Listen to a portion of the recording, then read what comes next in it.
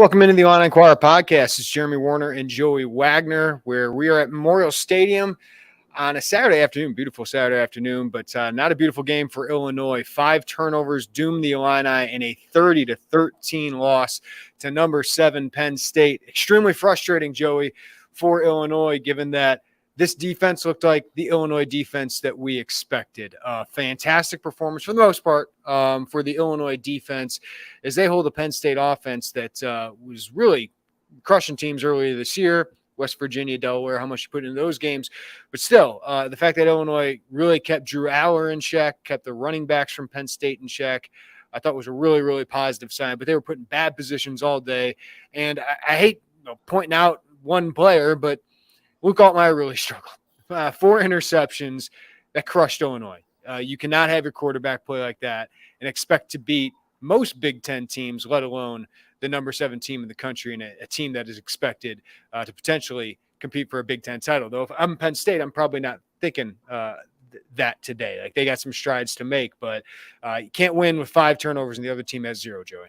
No, I mean, that was the first quarter. First quarter didn't decide the game, but turnovers on 3 straight possessions, after a missed field goal on the opening possession. The defense, for as much as we fairly talked, wrote about, discussed, asked questions, all of those things all week, and all of it was fair. I don't think you and I would change anything about it, and I think all of it was justified. That defense played really, really well, and they went to the 5-1-5 defense that we've seen them do in the past, and they played good football. And even despite those turnovers and putting the defense in really poor spots, the defense put out a lot of fires. I mean, 6 points at one point for Penn State felt like Bielema should have done cartwheels at midfield. Like, they had just really kept that door open. The offense just couldn't get it on. A total flip, right, Jeremy, of what we've seen for the first 2 games. There's the one positive where it's like, oh, the defense made adjustments. Playing a non-dual threat quarterback certainly helped them, I believe, this week. Johnny Newton was a one-man wrecking crew and continues to make himself money. We'll dive into all those things. I know there's some people, Joey, in my mentions, that want me to go after Werner Jr. And listen, we have criticized coordinators when we deem that they're worth criticizing. And Werner Jr., I think, has some tweaks he needs to make to the offense that we will talk about. Should Reggie Love have carried more than 12 times? Yes, probably. I really like what Reggie Love is giving you. But that's kind of nitpicking. What can an offensive coordinator do when you have 5 turnovers? A couple of them in Penn State territory.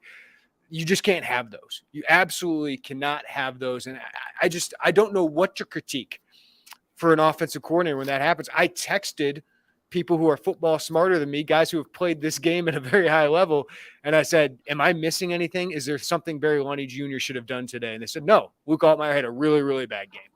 And that's what it is. You cannot survive that kind of quarterback play. Cut those turnovers in half. If you had stopped the bleeding, Joey, Illinois would have had a chance to compete at the end of that game. Here's Brett Bielema talking about Luke Altmyer's interceptions. The wrong guy, right? Just what it is. I understand third down plays, right?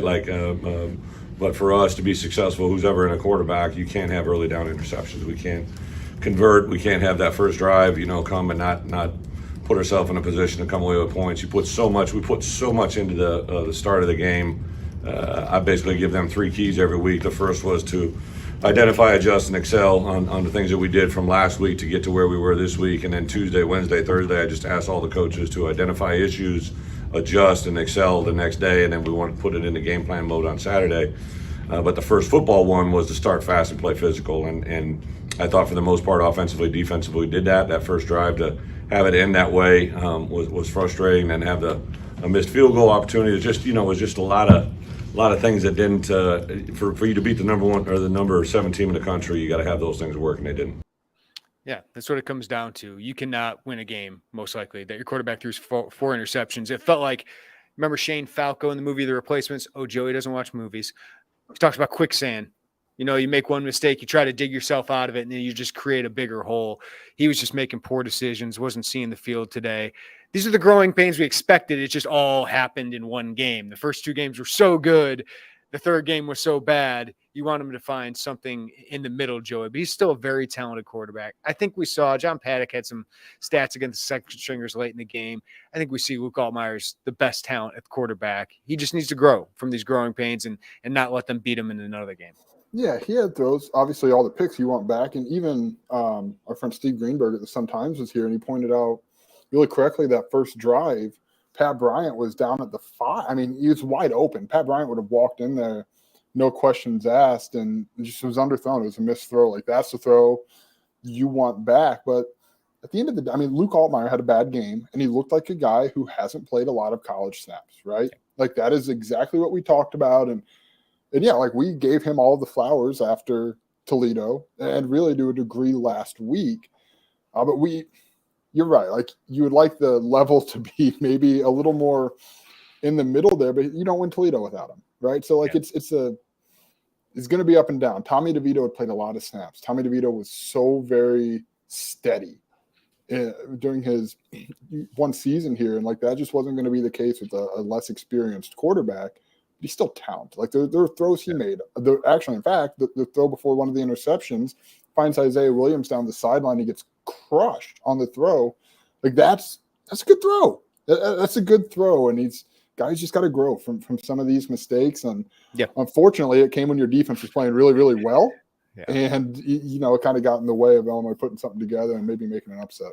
Felt like Luke knew he had to have a great game to beat Penn State, and he was forcing the issue. And I think the fourth career start for Luke Altmyer, these are the kind of growing pains I expected, and why I thought Illinois could get off to a rough start, and why I thought over the long scheme of the season, Luke's going to make some big plays, more than Tommy DeVito did, but Tommy DeVito just did not make a lot of mistakes.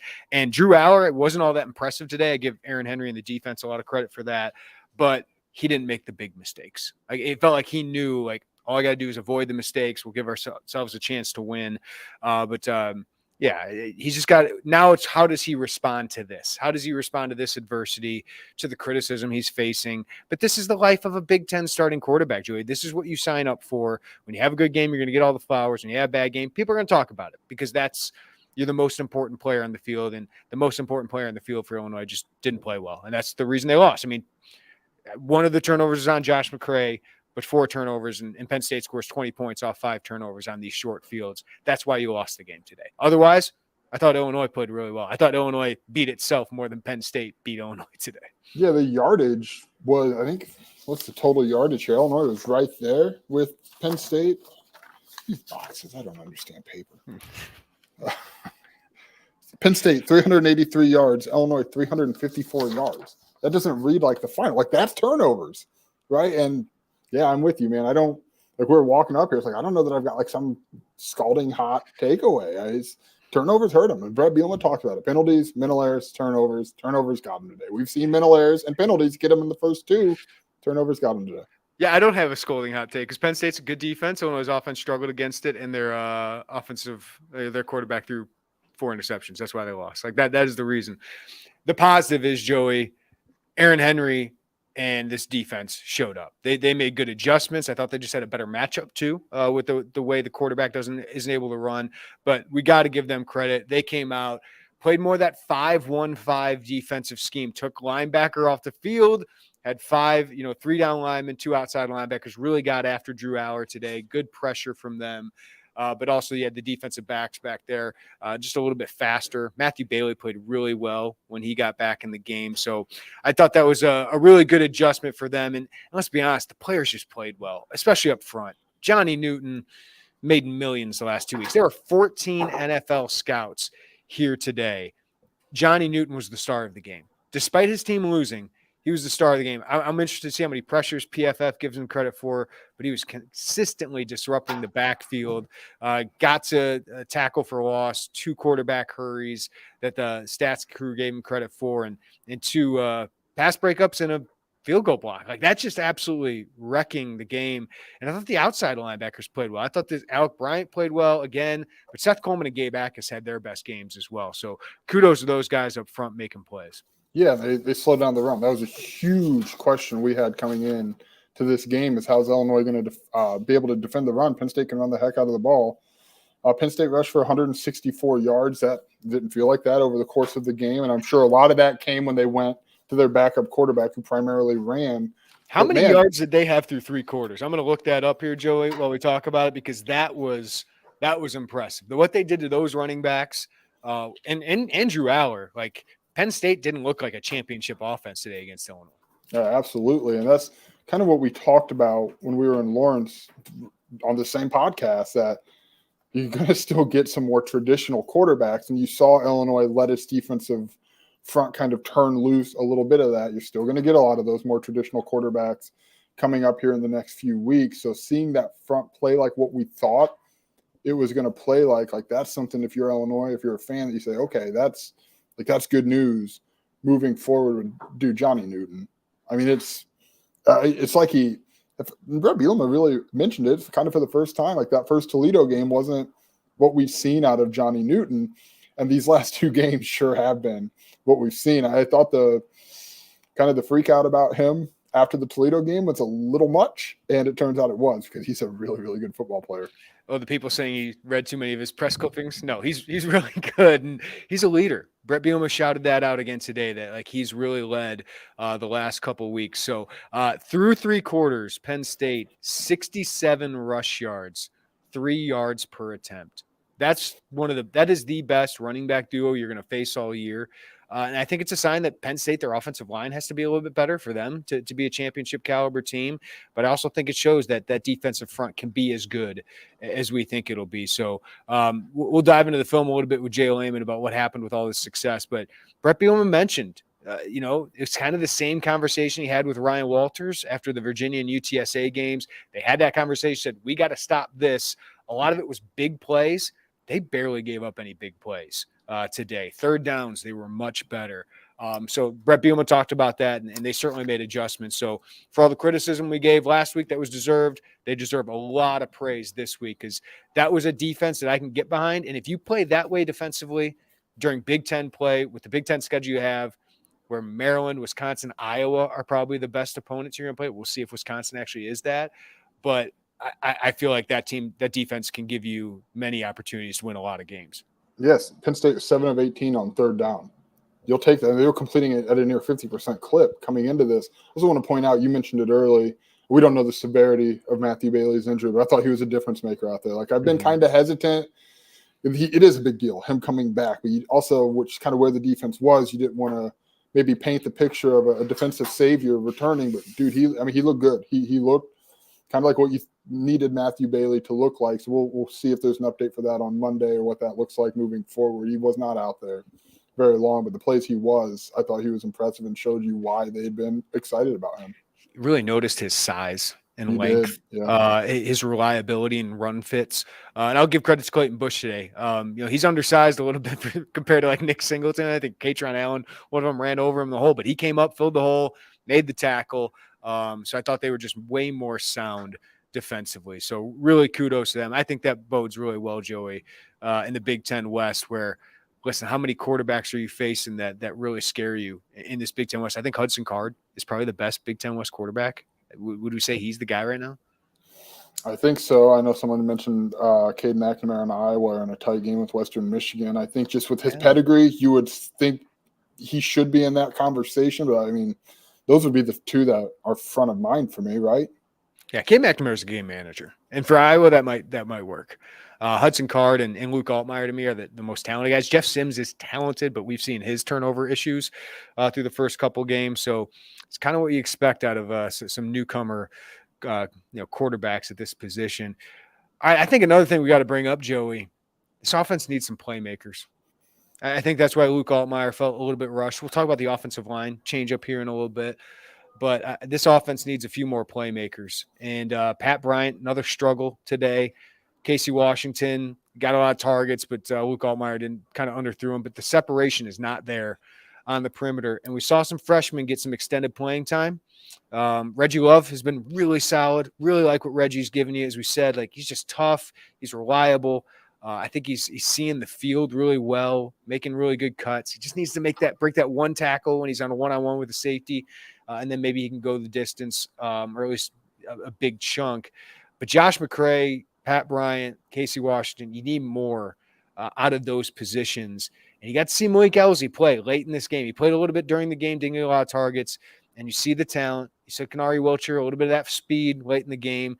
You saw Caden Fagan come in and give you some tough yards that Josh McCray was struggling to get, albeit against the backups. But it might be time with Florida Atlantic here coming up, Joey, to get the most talented guys on the field, even if they're young. Of course, they got to show some consistency and gain the trust of the staff. But you need more playmakers for Luke Altmyer, Reggie Love, and those guys. Yeah, the last two games with Caden Fagan kind of reminded me of the first two with Malik Elzy, where it was kind of a slow feed. I know Malik Elzy didn't have a stat in those first two games, but you slowly saw him start to get out there a little bit more. And like you've seen that with Caden Fagan, he had the carry against Kansas. He had 4 carries for 15 yards today. He's, somebody probably needs to be in the conversation to see more carries, right? And I think Malik Elzy, yes, it was against the backups, but he made a pretty nice adjustment on that ball in the end zone for a touchdown. This is a guy that we thought we'd see more of him this week. I don't expect that to slow down. He's dynamic, man. He's a guy who need him to continue to grow, and opportunities are going to help him do that. Yeah, and listen, why he doesn't play immediately over Casey Washington is he's not as reliable of a blocker. Maybe he's not going through, his routes as well, all those things. But at some point, you need talent, and you need some guys who can make some plays for you. And I think those guys are going to continue to get more snaps, and if they produce, Brett Bielema mentioned it. We're going to need some of those guys here moving forward. Can I just I know we'll get to the comment section, but while it's on my mind, Sean brought up a good point. He said Elzy was a summer enrollee, probably doesn't have the whole playbook yet. Brett Bielema didn't mention him in particular, but he alluded to that where he said, hey, we've got these freshmen. Even if it's not the whole thing, let's get some things that we know that they are comfortable in and get them out there. So that's a good point by Sean. I think it's something that, maybe not just, only to Malik, but just broadly, like to see that kind of adjustment, say, let's just get them out there and find stuff they're comfortable in is kind of understanding. I don't want to say the urgency, but the need to get some of those guys out there. Am I allowed to give a Barry Lundy compliment? Is that allowed here, Joey? Between friends, I'm reading the room and it looks fine. It looks fine. That getting Ashton Hollins in that Agreed. package they got Ashton Hollins in with that big. I thought that was a great play call. I think it was Casey Washington on the post, but then they had Ashton Hollins on that wheel route. He's we've talked about that deuce span type role. He's got speed. He's got length. You need more speed. You need more playmaking out there. And listen, we saw Aiden Lawfrey get some dust up minutes there.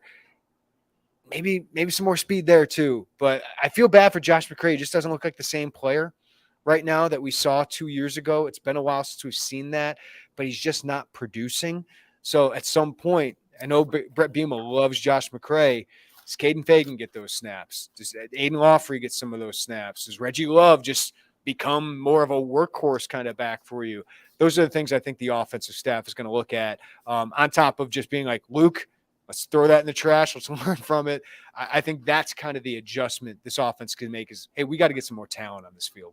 Yeah, and credit to them. They landed 2 talented guys. And I think you'll start to see more and more. I would think, and I don't know this, maybe Malik Elzy is a little, say, a quote-unquote, a game ahead, right? Because he's slowly been brought into these first 3. But these guys, it's just hard for me to imagine you don't see a continued increase of snaps for him, in particular, moving forward. Offensive line made a switch, as we expected, Joey. Isaiah Adams moves from left guard to right tackle. We see Zy Chrysler move to right guard. Josh Geske go to left guard. Jordan Slaughter played some significant snaps in this game. I don't think it was perfect, but to limit Penn State, I mean, the starters, really, of Penn State had, 1 sack in that game. I know Luke Altmyer was under duress, so it wasn't perfect, but it certainly was better than Kansas. So I'd expect them to keep that. Isaiah Adams made the comment, like, Zy Chrysler felt better at guard. You could see his confidence was probably rattled. And I'm sure taking some stuff on social media from fans or whatever it is, or us or whatever it is, whether fair or not, like that's hard. That's hard to go through. But I thought they looked better on the offensive line today against a really, really good Penn State, or a really, really talented Penn State defense. Yeah, I agree with that completely. And I don't want to overlook, I know you mentioned him, I thought Jordan Slaughter gave really good reps at times during the course of that game. In some case, I think he kind of subbed in both for Zy and Josh Geske. I'd have to go back and look, but it's a guy. I know he probably wants to be a starter his 6th year, but he's very, very valuable as that 6th guy to maybe let one of those other 2 guys go spend some time with Bart and talk, or whoever you talk to over there. yeah, I thought the line looked better. Isaiah Adams, as we've seen this room do, he put a lot of that on himself, and the play of the offensive line. We've seen that. I thought Josh Kreutz had some costly penalties today that obviously ended up hurting Illinois, but the moves paid off. We thought, I mean, there was no way. We talked about it after the Kansas game. I didn't think there was a chance they were going to go back to that, and it looked like it paid dividends for Illinois. All right, Joey, our producer extraordinaire, Isaac Ambrose, sent us some questions that we like to answer after every game. What is one word you would use to define this game? You took it from me to start, so I'm just going to rehash it. I'm just going to say frustrating, because the defense gave the defense, again, which had been criticized high and low for a week, probably more than that, gave the offense a chance. Let's just run through real quickly if we could. After that missed field goal, the next offensive possession, the fumble on the third play, the following, an interception on the sixth play, the following, an interception on the second play. I mean, it's just a penalty. It's frustrating because at that point, it's still 6-0. And at that, like, you think there's one drive could maybe kickstart something. And then I thought, really, I'll save the other one because the interception on the drive, the first possession of the third quarter, I know that's another question we'll get to from our friend Isaac Ambrose, but it's frustrating, man. That's the best thing I can come away with. Yeah. What did Brett Bielema say after? Insanity, absolute insanity with those interceptions. Yeah, like it was just kind of snafu. Like your quarterback had this bad game. Like your quarterback had a bad game. That's why you lost this game. So frustrating is probably the best possible word for it. All right, Illini started the game pretty easy, right? Yeah, I mean, if it's not Johnny, wasn't he your pick to click? He was. He was your 2 weeks in a row. No, could it? No. Yeah, because you picked the best player. I gave you crap for it, and it was Johnny. Oh yeah, yeah, it was me. So good for me. He was awesome. He was awesome today. Mina Kimes is tweeting about him. Look at that. Everyone was. Everybody was tweeting about Johnny Newton. I think we're starting to see more and more of that attention. It's not quite like it was a little earlier than you saw. Like, remember Devin Witherspoon was like the 5th or 6th game last year that people nationally started to be like, hey, what do we have here? I think Johnny Newton's a little bit ahead of that, but he's getting a lot of very deserved attention. I'll say it again, like on a field with several first-round picks, like multiple first-round picks. Fashanu will be a first-round pick, the left tackle. Kalen King is going to be a first-round draft pick. Chop Robinson has a chance to be a first-round draft pick. Johnny Newton was by far the best player on the field. Like, that's why I was comfortable giving him my star of the game, because it was unbelievable performance after last week's unbelievable performance, and he didn't have a sack. But I think everyone that watched the game knows just how good he is. Can I call him up to the Bears? This week? We could use a 3 technique that disrupts the game like that. Maybe one that was like drafted in the slot we traded down from. You all right? Yeah, I'm okay. They're not playing the Packers. I don't care what the Bears do. Yeah, I know. All right, next question. Most disappointing, underperforming unit of the game besides quarterback, Isaac Ambrose puts there. Isaac Ambrose not letting us take the low-hanging fruit on this one. I might – special teams? Ooh, I like it. Special teams, a missed field goal. I thought Aiden Lawfrey took some of the kick returns back. He probably should have just fair caught, started them inside the 20. I thought Hugh Robertson had a good first 3 quarters. It was that fourth quarter that it started to really get away from him a little bit. But that was – for as good as that unit had been, if I can't say quarterback, I think special teams would go. There's stuff that we hadn't seen. Now I say that, so on the other side of that, I say that, and Johnny Newton blocks a field goal, and Ryan Mead gets his hand on a punt. So maybe special teams wasn't the best pick, but I've already talked this long. I kind of want to go receiver. I need to see the film for the offensive line. It's got to be somebody else on offense. But receivers just need to get more separation. I saw Sean say, isn't that Penn State secondary? Yeah, the Penn State secondary is really good, but it's time for Pat Bryant to take that next step, right? Like, and if he wants to be, Brett Bielema's kind of hinted, I think this guy can play in the NFL. I haven't seen it the last 2 weeks against the Power 5 team. So they need him to step up, or somebody else to step up at that wide receiver. Casey, I don't blame him, man. Like, those were 2 poorly thrown balls that Luke Altmyer threw at him for those picks. All right, next question. Biggest play of the game momentum shift. This is the one I wanted to say. It was that third quarter interception. Penn State gets the 3 points on that final late drive, very similar to Kansas, but held out of the end zone on that to make it 16-7. After all of that, Illinois still down 9 at halftime, which is kind of a net win. I think given how poorly they played, they come out and they throw an interception on the first drive of the third quarter on the third play. So the defense gets a 3 and out and then turns around and goes right back out there. That just felt like a very, very brutal moment. For me, yeah, it's that's the one after the big Isaiah Williams catch. That's right. Yes. Yeah, that's the one, because you were in their territory. You're deep in their territory. You felt like, sorry, I might have jinxed him, right? In the press box, I said he totally redeems himself after that throw and catch to Isaiah Williams. Next play, interception for Luke Altmyer. Like, it was like, you're right there. And I think that's what Brett Bielema is going to try and get through to him. Is like, hey, I know we have these calls. I know you want to score against Penn State, make it a 2-point game, but we have to play for the rest of this game. If we turn it over here, we don't know how many opportunities we're going to get deep in this territory. You made a great play, live to play another down.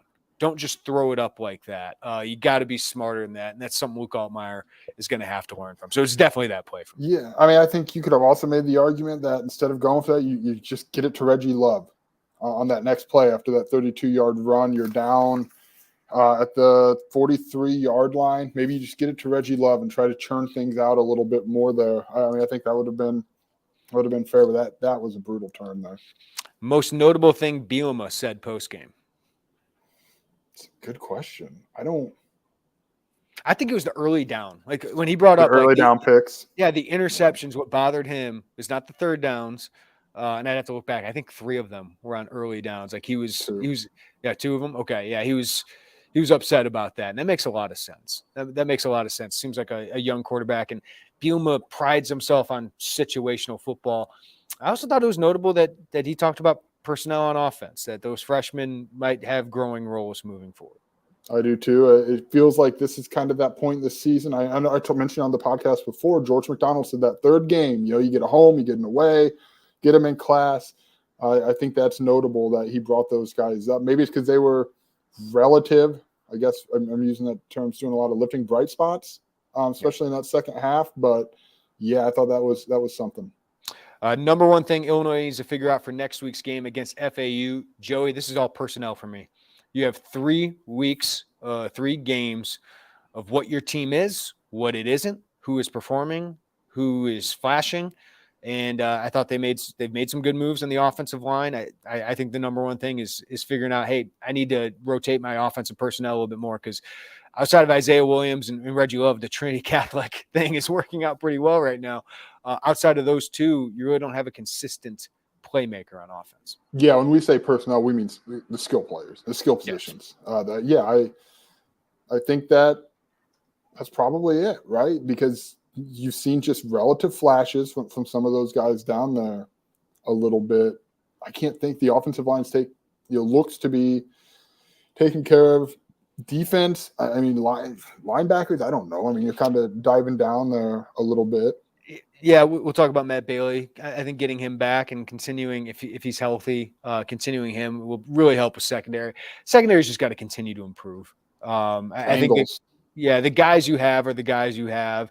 Tackling man-to-man in space is really, really difficult, but that needs to continue to improve. It's not the secondary you had last year, but I do think Xavier Scott continues to show really, really well. And when you have Matthew Bailey out there, I thought Clayton Bush played a better game today. So you're not giving up big plays. That is for sure. They didn't give up a lot of big plays today to Penn State, except for that one before half, which is why that one was so disappointing.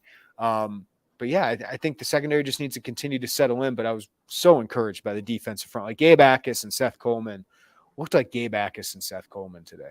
Yeah, absolutely they did. Yeah, I'm with you. Running back, wide receiver. Who's your second running back at this point? Is it Josh McCray, or do you start to shift some of those reps to Caden Fagan? I don't know. I don't know. I think that's a question I have. Bielema said you like to have 3 guys, so I think he opened the door. I think the way you said that shifts some reps. I think Josh McCray's still going to play. I don't think he's getting completely benched. I think Bielema is going to continue to give him a chance, but I think Caden Fagan now is going to get some of those reps. And I think Aiden Lawfrey should get involved. You need speed. Need some speed at some point, and I think he should get involved too, as long as you can count on him to pass protect just a little bit. So I'd like to see him get more involved just to give you some speed element to the offense. Any injury updates? Matthew Bailey's the only one, right? Everyone else returned. Keith Randolph returned. Isaiah Adams returned. We talked with him. He said he's fine. We talked with Keith. Didn't seem to be any issues there. I'm going down the list here, which is probably good news because there were a lot of so-and-so is down on the fields. And Matthew Bailey's the question again, right? You feel for the kid. You really, really feel for the guy. Shoulder looked like it, that first play makes great run fit on the edge, makes the play. Shoulder, we don't know what it is.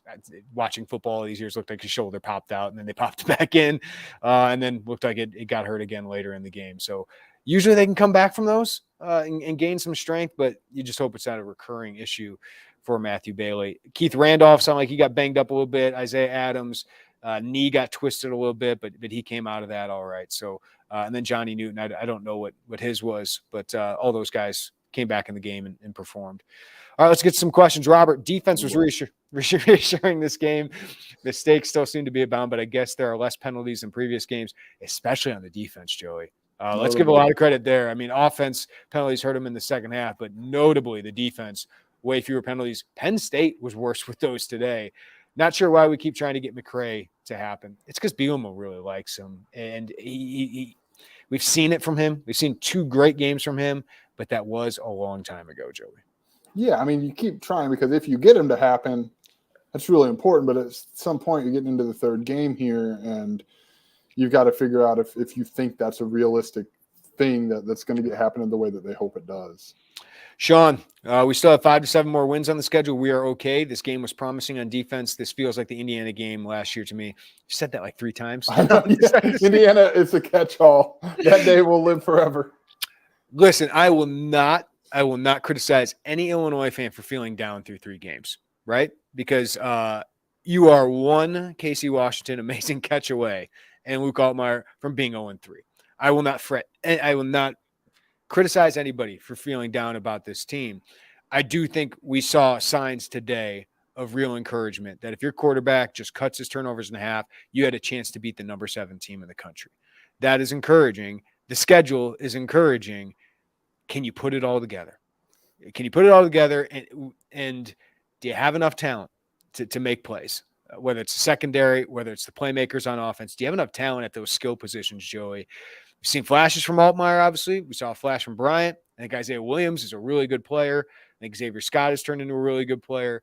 You need more big plays on this team, whether that's takeaways or whether that's, big plays on offense. That's concerning to me at this point, the lack of big plays outside of Luke Altmyer runs. Yeah, we haven't seen that. I felt like this game in particular they can get one of those turnovers. Seems like there were moments in this game that they came up with a turnover a year ago. Now, that's 3 top 70 draft picks in secondary. That helps you get to that point.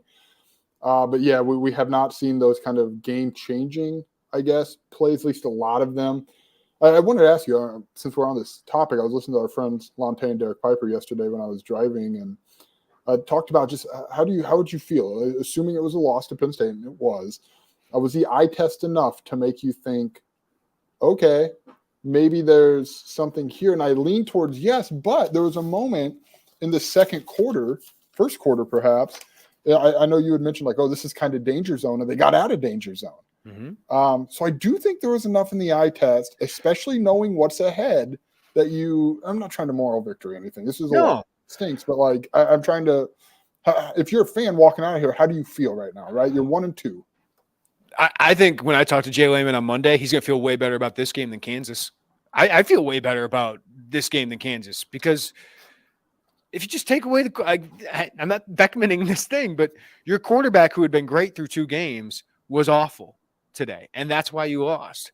I'm not pointing to 5 different reasons you lost. I'm pointing to one reason, and that's just your quarterback just kind of got into a rut there, and you need him to bounce back from that. That's a concern moving forward. You can't do that against Minnesota. You can't do that against Iowa. They will make you pay for it, and you will lose those games if that happens. But yeah, I think the eye test was better today. But I will say this.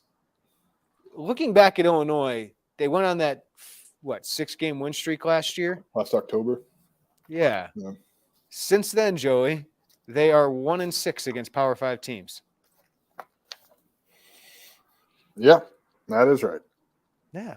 So they got to prove it. but they had the chances to do it. Florida Atlantic next week, got to take care of business. They got Clemson tonight, so you get a little bit more rest than them. Ohio beat them last week, though. Ohio won a game today, right? Ohio is doing something. Who are they? Iowa State was the beat opponent. Iowa State. They beat Iowa State. So Ohio's a good team, but closing that out with a win. Hold on, before we get too far down, they did this 10-7. Matt Campbell should have left earlier, man. Should have left earlier. Nathan Shieldhouse, you need to get that offense going. But yeah, like Florida Atlantic, we'll see what they do against Clemson tonight. Got to win that game, and they have a huge road game at Purdue. That's a massive game against a good quarterback. We'll see what Purdue does tonight. If they beat Syracuse, they're going to be feeling pretty good about themselves. But that's when you got to perform. That's when you got to put it all together. So next week is a must-win. Obviously, take care of business. And then you start Big Ten West play where there's so many opportunities for wins, but there's definitely cause for concern. Absolutely. I mean, you have 5 turnovers in a game. There's cause for concern, right? I predicted 1 and 2 to start the season. They are worse at 1 and 2 than I thought they would be when I predicted them 1 and 2. I thought, I think I'm really interested to see the defense next week to make sure that wasn't just a one-off, like, yo, we're playing number 7, and that it's more of a sustained turnaround. I think that's something I'm really interested in seeing. Court says, by the way, Johnny had one of the best defensive performances I've seen in 45 years of Illini fandom. He was at the Simeon Rice, Whitney Merciless level of play today. Unreal talent. That's probably a top 3 Johnny game, I believe. Was it Indiana last year? I thought Kansas last week was maybe his best game as an Illini. Yeah, this was up there. I mean, the way he impacted the game, didn't even have a sack, and I'm glad people don't need the sack to see it, but just big play after big play, disruption after disruption. He's an All-American, man, and he looks like he's living up to that first-round hype. 100%. Again, there's a lot of odd panic after 1 week with him. That should probably be all gone. He's a very, very good football player. Robert, next week is a get-right game. Purdue game will be very indicative of this, how the season will pan out. It's a big game. I mean, toss-up games. Toss-up game after toss-up game. Can't have turnovers. You just can't keep beating yourself, Joey. That is what this team has done through 3 games. And inexperience in the secondary, inexperience at quarterback, you'd expect that. But the hard part about Kansas is or Toledo was that it was some of the guys you need to count on. But they've cleaned some of that up, and now they got to put it together. They got to put together a full game next week. Yeah, we haven't seen a full game out of them. And oddly enough, I felt like coming into this game, the offense was very close. Like, it's like, man, it felt like they're like on the cusp of putting it together, and I sure don't feel that way right now. Yeah, so I'm going to pause on the, some people freaking out about the direction of the program. I got to let a season play out. I think we've learned that over the last several seasons, Joe. It's a long season, but they do need to make corrections. Obviously, they need to learn from these mistakes. 1 and 2 is a bad feeling, especially when you're so close to being 0 and 3. But it's how you react to it now. That, I mean, the rest of the schedule, all of these games are really winnable. Really, really winnable. I think at Iowa is the most difficult one on here, but Iowa obviously is probably not going to run away from you unless you commit 4 turnovers.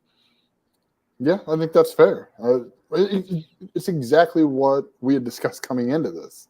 I mean, it's playing out a lot of like how we thought. It just looks, those first 3 have looked different, maybe not in the best way than what we thought they would look. All right, last one. No. I'm just seeing some comments. I see some John Paddock comments. Is there a quarterback controversy, Joe? No. Not yet. No. I mean, we saw John Paddock come in there one series against the starters for Penn State. It was not pretty. He got some yards late in the game.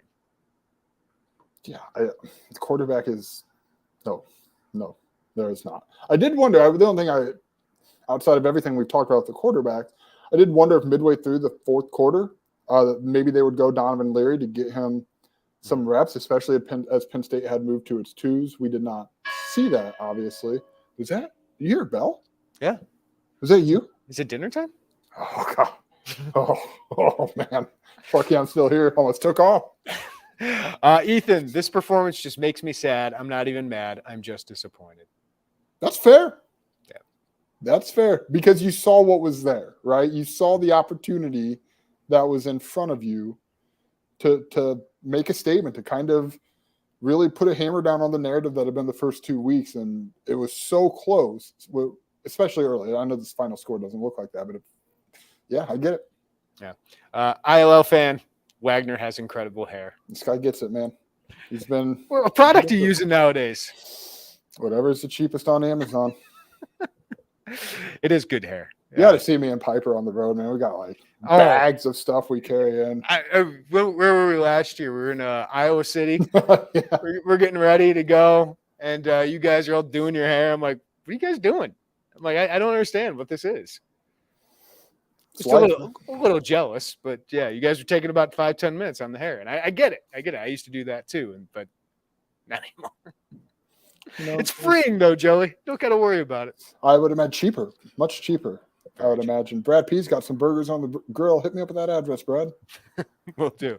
All right. That'll do it for us on the Illini Inquirer podcast. Jay Lehman will hop on with us on Monday and get the All-American analysis as we always do. Check out all our content coming at Illini Inquirer. I'll have 5 takeaways. Joey will have on the big turnovers in Luke Altmyer's game today. We'll do a film review and plenty of recruiting coverage. There's a big recruiting day.